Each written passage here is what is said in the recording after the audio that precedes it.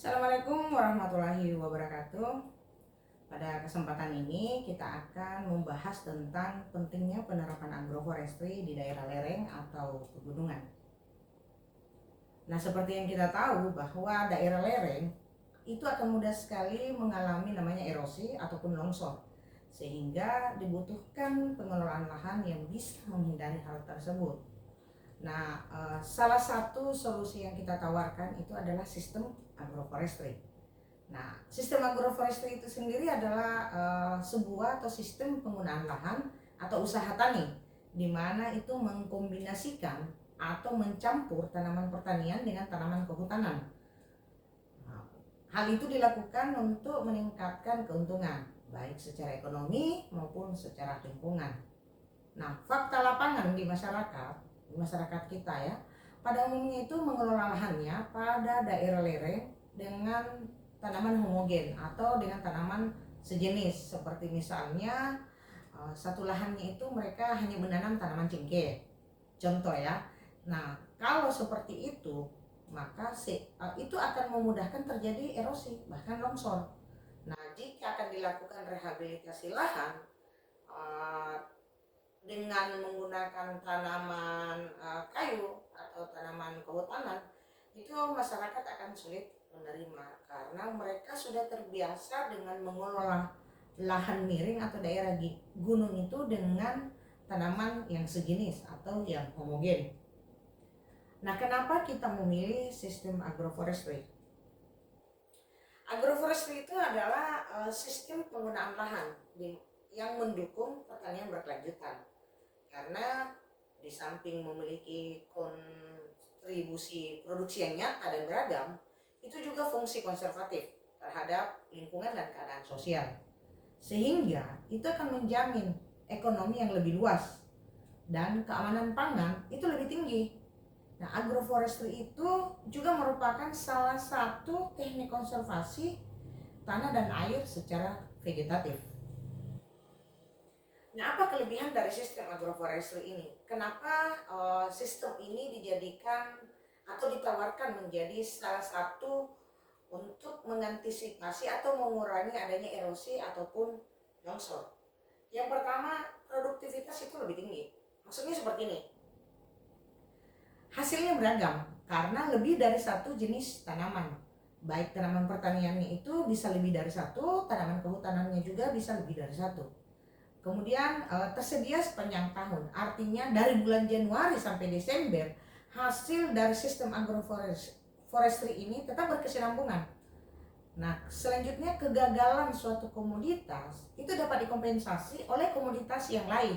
Misalnya yang satu gagal panen, tapi tanaman yang lain sukses. Nah, itu yang dimaksud dengan produktivitas lebih tinggi. Kemudian yang kedua adalah diversitas yang tinggi. Maksudnya seperti ini, pengkombinasian dua atau lebih komoditas sehingga itu dapat menguntungkan dari segi ekonomi dan dapat juga mengurangi kerugian akibat fluktuasi harga pasar. Misalnya harga cabai itu lagi menurun, tetapi harga tanaman yang lain itu meningkat, sehingga kerugian di tanaman cabai itu bisa ditutupi oleh jenis tanaman yang lain. Selanjutnya yang ketiga adalah kemandirian, kurang ketergantungan dari luar sistem, misalnya pupuk dan pestisida. Maksudnya begini, kalau kita menggunakan sistem agroforestry maka itu akan muncul sendiri atau tersedia sendiri pupuk-pupuk alami, karena serasa-serasa atau cabang-cabang atau ranting-ranting dari jenis tanaman itu bercampur aduk di dalam satu lahan, sehingga pupuk itu tetap ada secara alami. Kemudian pestisida, ya pestisida juga tersedia karena bukan hanya satu jenis. Artinya begini, ada tanaman tertentu yang tidak disukai oleh hama yang lain, sehingga itu menjadi musuh alaminya, atau bahkan hama-hama yang lain itu tidak bisa masuk karena ada tanaman tertentu yang memang tidak menjadi favorit bagi mereka. Nah, selanjutnya yang keempat itu adalah stabilitas. Ya, stabilitas artinya begini, memberikan hasil yang seimbang sepanjang pengusahaan lahan. Nah, Di sistem agroforestry itu ada beberapa bentuk ya, ada beberapa bentuk. Yang pertama silvofishery. Nah, silvofishery itu sendiri adalah perpaduan antara tanaman kehutanan atau pepohonan dengan perikanan. Contohnya seperti ini, kolam ikan, di sekeliling kolam ikan itu ada tanaman kehutanan. Nah, itu yang dimaksud dengan silvofishery. Kemudian yang kedua itu adalah agri-silviculture. Nah, agri-silviculture ini sendiri adalah perpaduan antara tanaman semusim dengan tanaman kayu atau pohon. Misalkan begini, tanaman musiman yang tanaman pertanian seperti jagung, cabai dan sebagainya itu ditanam atau berada di antara tanaman-tanaman kehutanan. Kemudian yang ketiga adalah silvopasture. Silvopasture ini adalah perpaduan antara tanaman kehutanan atau pepohonan dengan ternak. Boleh jadi juga kalau misalnya di dalam kawasan hutan, maka yang ditanam adalah pakan ternak berada dalam kawasan hutan. Di sekeliling itu adalah tanaman kehutanan atau tanaman kayu. Nah, pola penanaman dalam agroforestry itu ada beberapa ya. Yang pertama itu adalah pola pagar. Pola pagar ini maksudnya seperti ini. Di sebuah lahan, tanaman kehutanan itu menjadi pagar atau batas lahan kita. Kemudian setelah tanaman kehutanan, di sebelah dalam itu adalah tanaman pertanian atau tanaman musiman, seperti misalnya jagung, sayur dan sebagainya.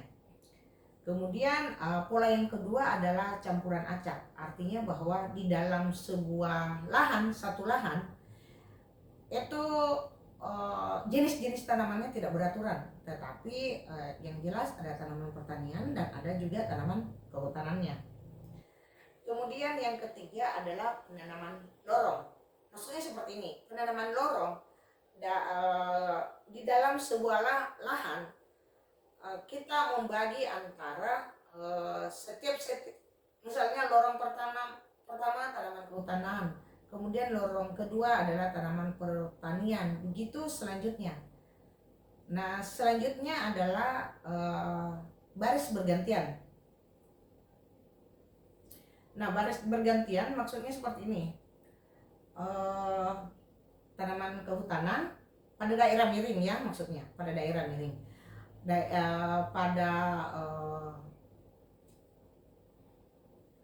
Pada baris pertama, yang dimaksud baris pertama ini adalah baris paling atas ya, baris paling atas itu adalah tanaman kehutanan. Kemudian setelah itu tanaman perdu, kemudian tanaman pertanian, kemudian baris selanjutnya kembali lagi seperti pola pertama. Nah, untuk daerah miring atau daerah lereng atau pegunungan, maka sistem yang agroforestry yang diterapkan adalah pola elecropping atau tanaman lorong.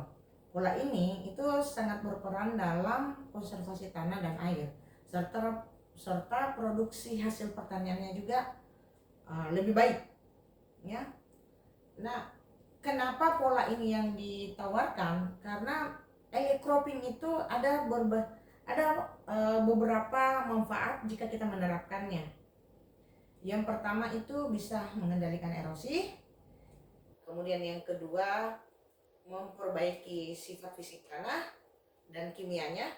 Sifat fisik itu seperti misalnya struktur, tekstur dan sebagainya. Selanjutnya yang ketiga adalah memperbaiki aktivitas biologi tanah. Yang dimaksud aktivitas biologi ini adalah mikroorganisme yang berada di dalam tanah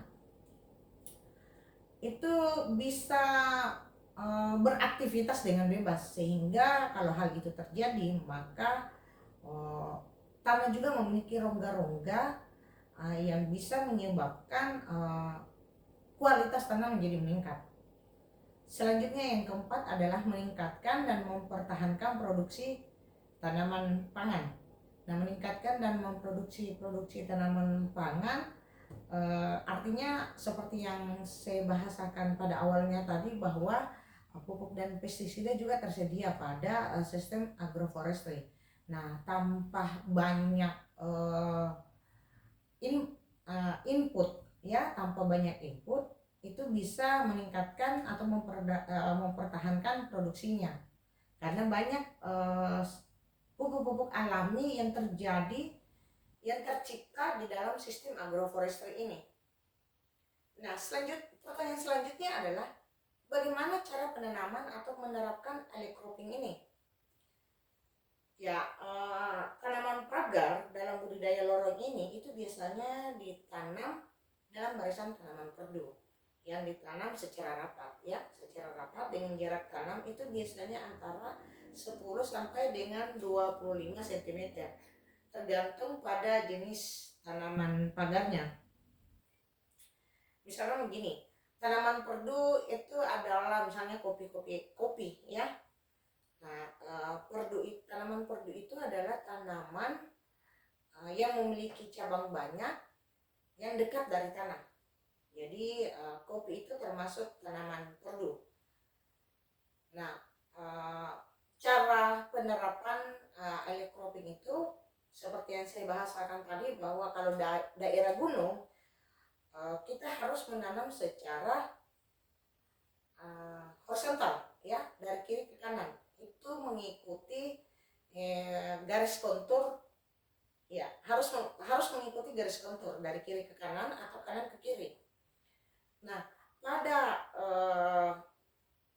lorong paling atas ya, barisan paling atas yang paling curam itu kita tanami dengan tanaman kayu-kayuan. Nah, setelah tanaman kayu-kayuan, itu kita tanami tanaman perdu seperti misalnya kopi. Nah, kopi bisa 2 sampai 3 baris. Selanjutnya setelah tanaman kopi kita melakukan penanaman tanaman pertanian seperti misalnya sayuran, jagung atau yang lainnya. Tanaman pertanian ini yang dimaksud adalah tanaman musiman ya. Nah, setelah pola ini selesai, maka baris pertama tadi itu bisa kita ulang. Begitu selanjutnya. Jadi baris pertama pepohonan, baris kedua adalah tanaman perdu, dan yang ketiga adalah tanaman pertanian atau tanaman musiman. Semusim ya, tanaman semusim.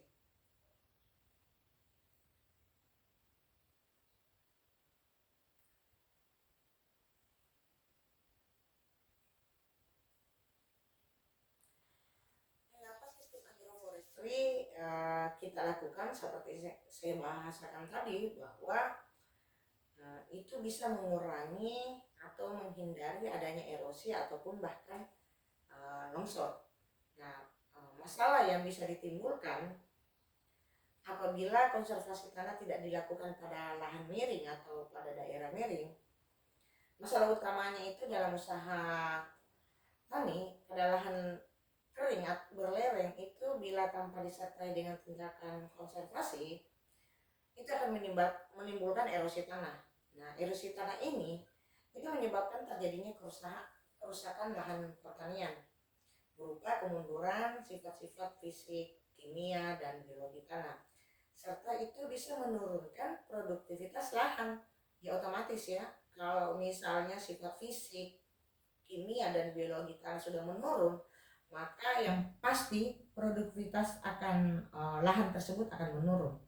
Nah, lebih parah lagi, itu dapat mengakibatkan longsor. Saya pikir itu sedikit penjelasan saya tentang bagaimana sistem penerapan agroforestry di daerah miring.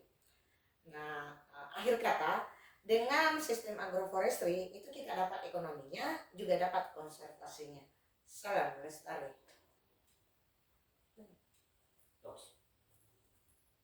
Putar dulu, saya lihat ada kata-kataku yang harus. Enggak, saya sudah simak.